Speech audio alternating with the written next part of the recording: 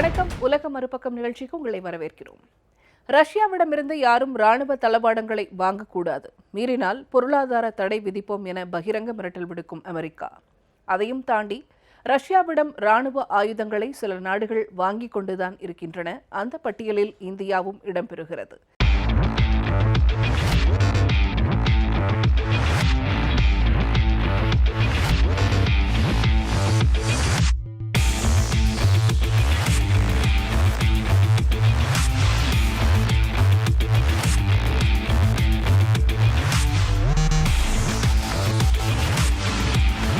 இந்த விஷயத்தில் இந்தியா மீது பொருளாதார தடை விதிப்பதிலிருந்து விலக்களிக்க உத்தரவாதம் தர முடியாது என அமெரிக்கா கூறியுள்ள போதிலும், ரஷ்யாவிடமிருந்து S-400 ட்ரயம்ப் வகையை சேர்ந்த 5 அதிநவீன ஏவுகணைகளை வாங்க இந்தியா முடிவு செய்துள்ளது.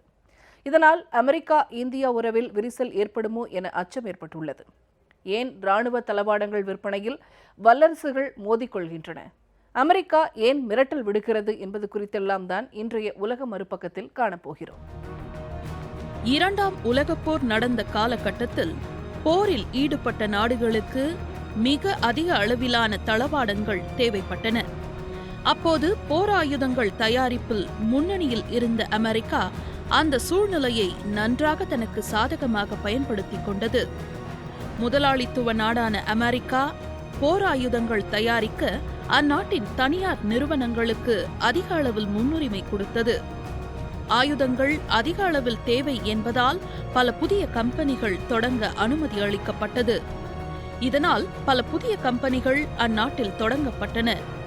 உற்பத்தி செய்யப்பட்ட ஆயுதங்களை பல நாடுகளுக்கும் ஏற்றுமதி செய்து மிகப்பெரிய அளவில் லாபத்தை அடைந்தது அமெரிக்கா.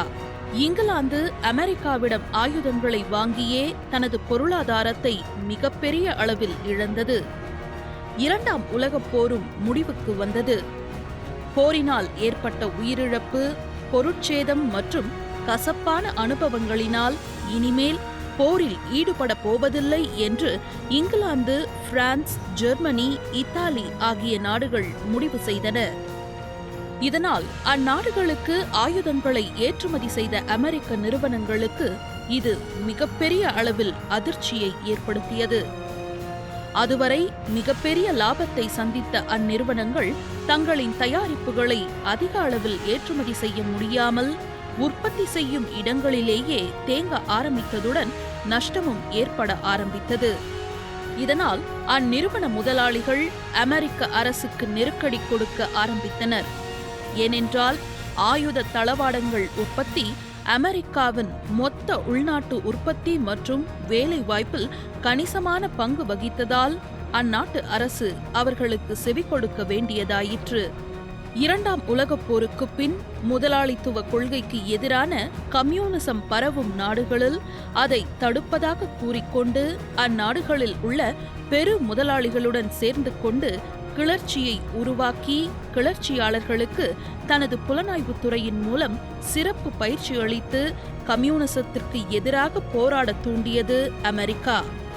அதற்கு தேவையான அனைத்து பொருள் மற்றும் ஆயுத உதவிகளை அந்நாட்டின் முதலாளிகளின் உதவியுடன் அமெரிக்கா வழங்கியது. இதற்கு பலியானவர்களில் புகழ்பெற்ற சிலி கம்யூனிஸ்ட் தலைவர் சால்வடோர் ஹோலண்டேவும் ஒருவர். மக்களால் தேர்ந்தெடுக்கப்பட்ட ஒரு நாட்டின் அதிபரையே கொன்றுவிட்டு தனது புலனாய்வு துறையின் உதவியுடன் கிளர்ச்சியாளர்கள் அந்நாட்டில் இராணுவ ஆட்சியை கொண்டுவர அமெரிக்கா உதவியது. நேரடியாக இப்பிரச்சனையை உற்று நோக்கும்போது கம்யூனிசத்திற்கு எதிரான போராட்டமாக தோற்றுவிக்கப்பட்டாலும் தனது அடிமைகளை ஆட்சியில் அமர்த்தவே அமெரிக்கா கிளர்ச்சியாளர்களுக்கு உதவியது. இதன் பின்தான் அமெரிக்கா தனது சுயரூபத்தை வெளிக்காட்டத் துவங்கியது. தனது நாட்டின் தனியார் நிறுவனங்களை அந்நாட்டில் தங்கு தடையற்ற வணிகம் செய்ய ஒப்பந்தம் செய்து கொண்டது. இது ஒன்று போதும் அந்நாட்டின் வளங்களை சுரண்டுவதற்கு. எந்த நாட்டில் இராணுவம் ஆட்சி செய்தாலும் எதிர்ப்பாளர்களை அடக்க அதிக அளவில் தேவைப்படுவது ஆயுத உபகரணங்கள். இங்குதான் அமெரிக்கா தனது உதவியின் முழு பலனை அறுவடை செய்கிறது.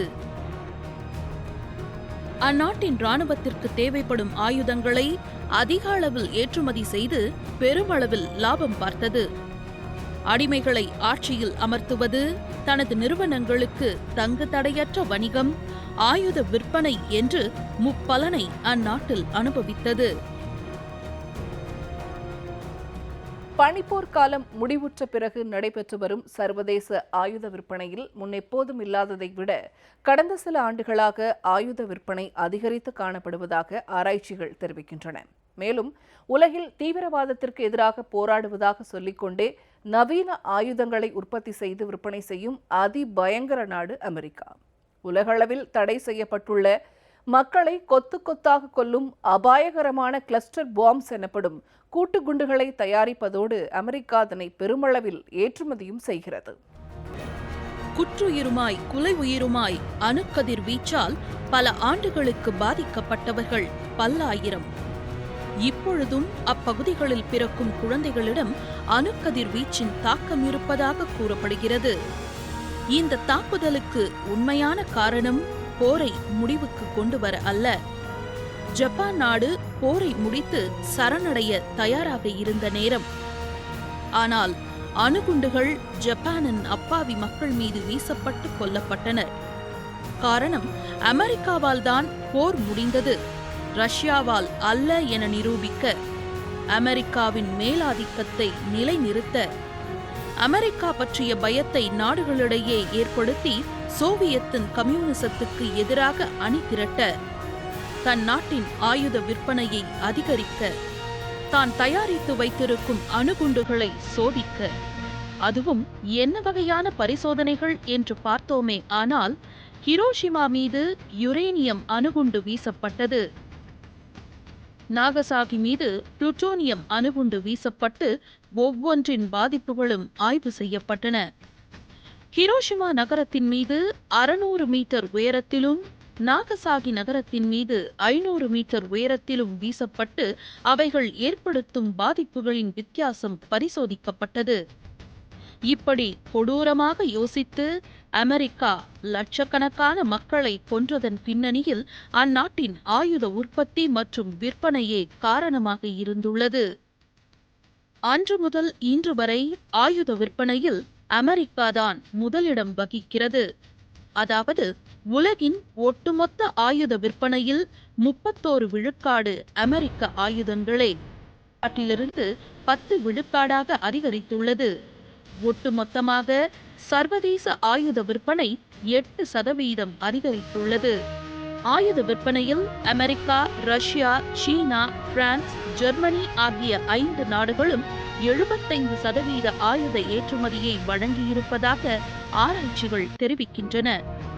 முதலாம் உலக நாடுகள் தங்கள் பொருளாதாரங்களை எப்படி வளர்த்தெடுக்கிறது என்பது இதன் மூலம் தெரிய வருகிறது.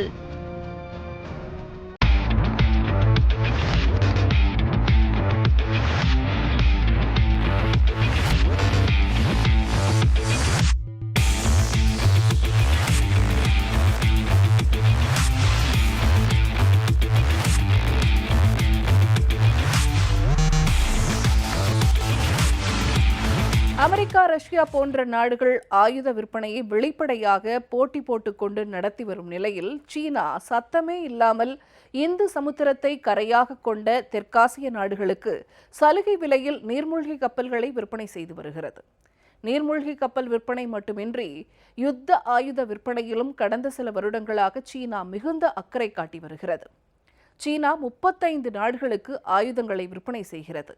பாகிஸ்தான், பங்களாதேஷ், மியான்மர் ஆகிய நாடுகள் சீனாவின் ஆயுதங்களை வாங்கும் நாடுகளில் முன்னணி வகிக்கின்றன. சீனாவின் சலுகை விலை நீர்மூழ்கி கப்பல்கள் ஒவ்வொன்றும் $100 to $400 மில்லியன் வரை விற்பனை செய்யப்படுகின்றன. சீனா வழங்கும் இதுபோன்ற நவீன ரக நீர்மூழ்கி கப்பல்கள் வேறு எந்த நாட்டிலும் இவ்வாறான குறைந்த விலைக்கு கிடைக்காது என்று கூறப்படுகிறது. மேலும் அந்த நீர்மூழ்கி கப்பல்கள் நிற்கக்கூடிய துறைமுக வசதிகளையும் சீனாவே ஏற்படுத்தி கொடுக்கிறது. சீனாவின் இந்த நடவடிக்கையை இந்தியா தீவிரமாக கண்காணித்து வருகிறது. இவை மட்டுமன்றி சீனா யுத்த டாங்கிகளையும் பயிற்சி விமானங்களையும் வெனிசுலாவுக்கு விற்பனை செய்கிறது. விரைவு போர்க்கப்பல்களை அல்ஜீரியாவுக்கும், கப்பல் எதிர்ப்பு ஏவுகணைகளை இந்தோனேஷியாவுக்கும், ஆளற்ற யுத்த விமானங்களை நைஜீரியாவுக்கும் விற்பனை செய்து வருகிறது சீனா. தெற்காசியா, ஆப்பிரிக்கா மற்றும் லத்தீன் அமெரிக்காவில் உள்ள மத்திய வருமானம் உள்ள நாடுகளுக்கு மத்திம தரத்தை கொண்ட ஆயுதங்களை சீனா விற்பனை செய்து வருகிறது. குறைந்த விலைகளில், அதுவும் அவற்றை இலகுவான வழிகளில் செலுத்தக்கூடிய முறைகளில் சீனாவிடமிருந்து ஆயுதங்களை கொள்முதல் செய்யக்கூடிய வசதிகள் மேற்படி நாடுகளை ஈர்த்து விடுவதாக சீனாவின் இராணுவ விவகாரங்கள் துறை கூறுகிறது. அதேவேளை இங்கு இன்னொன்றையும் கவனிக்க வேண்டும்.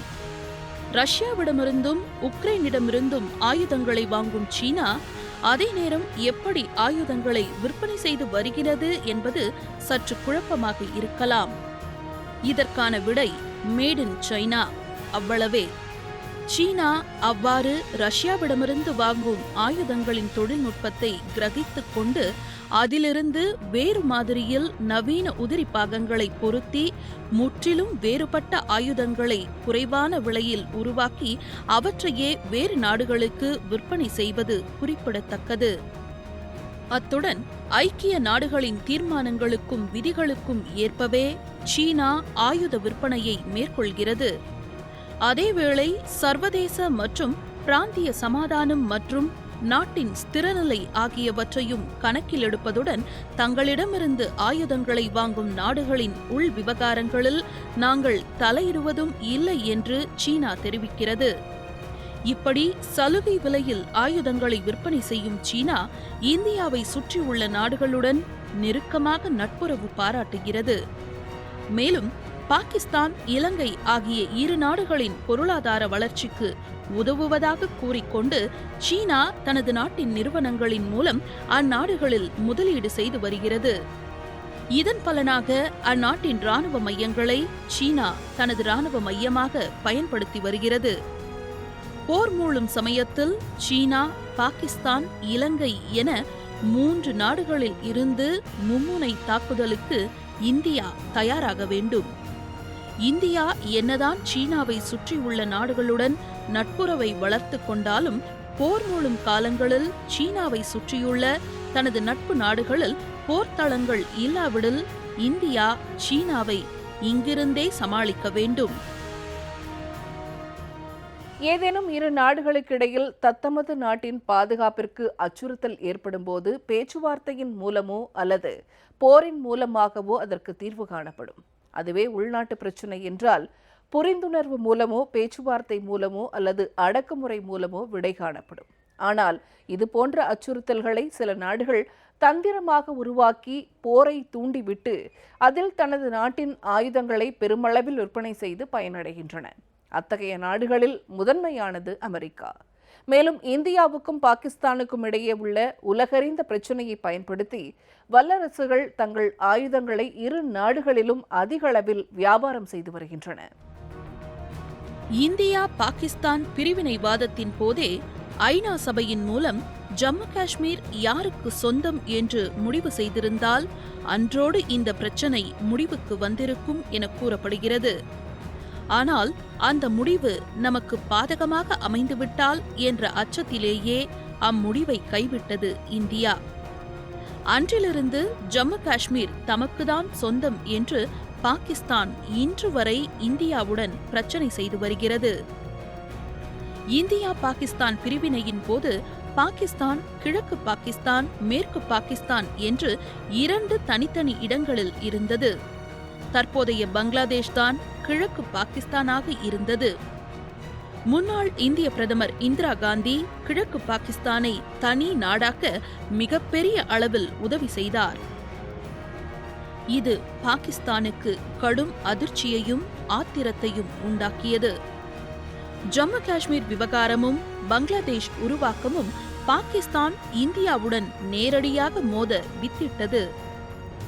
இரு நாடுகளும் அவ்வப்போது எல்லையில் நேரடியாகவும் மறைமுகமாகவும் சண்டை போட்டுக் கொண்டனர்.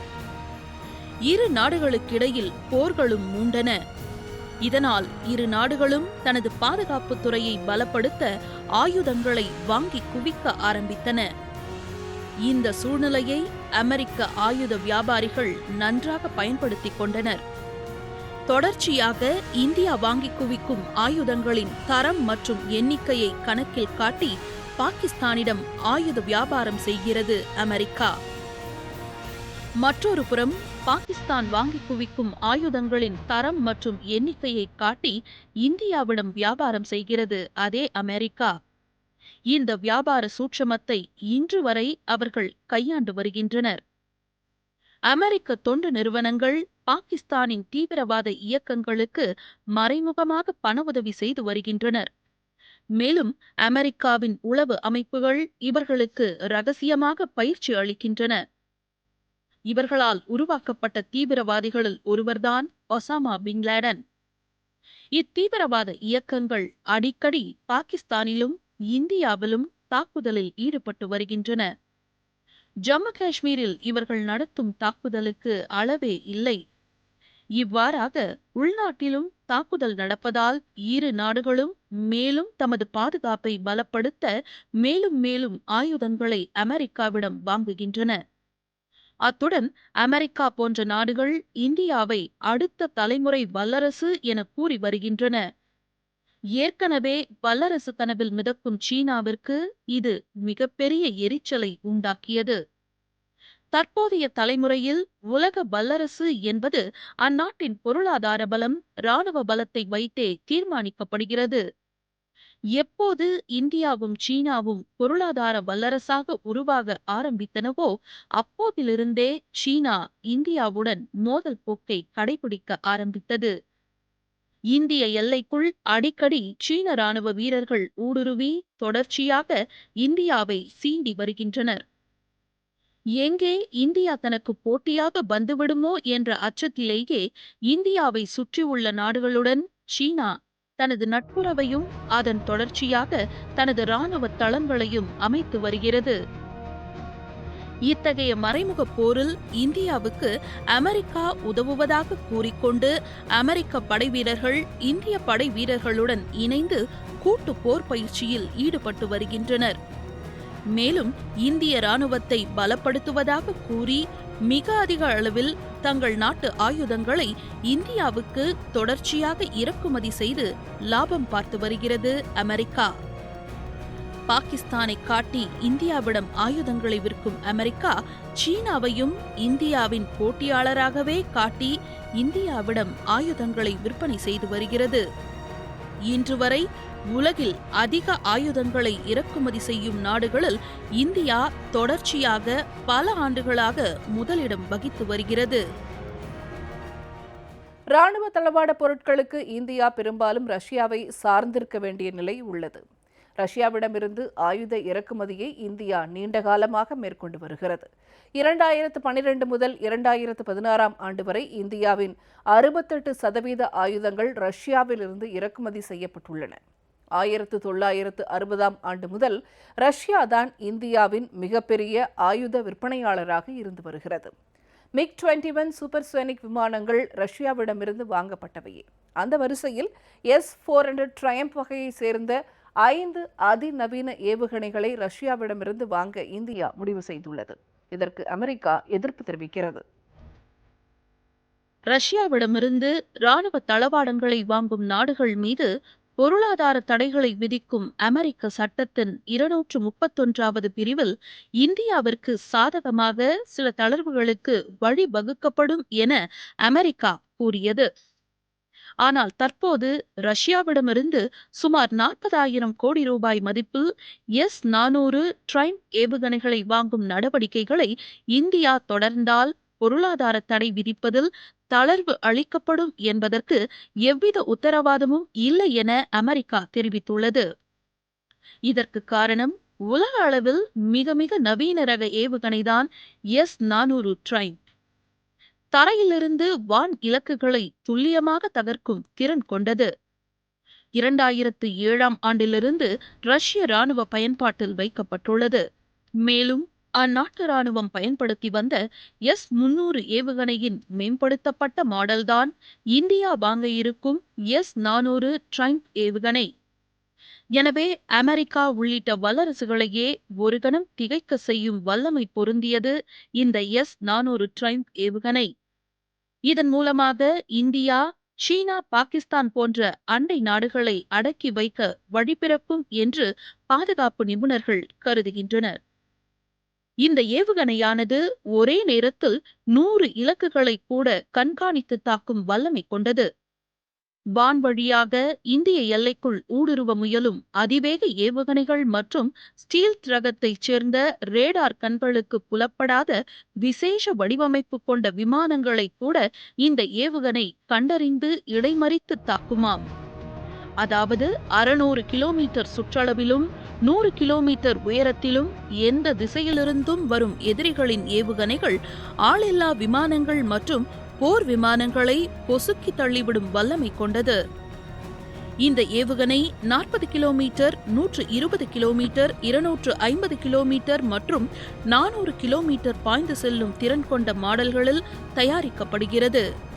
அமெரிக்காவே அஞ்சும் ஏவுகணை என்று குறிப்பிடுவதற்கு காரணம், அந்நாட்டின் ஸ்டீல்த் ரக போர் விமானமான F-15 விமானத்தையே கூட இந்த ஏவுகணை கண்டறிந்து சுட்டுத் தள்ளும் திறன் கொண்டதாக தெரிவிக்கப்படுகிறது.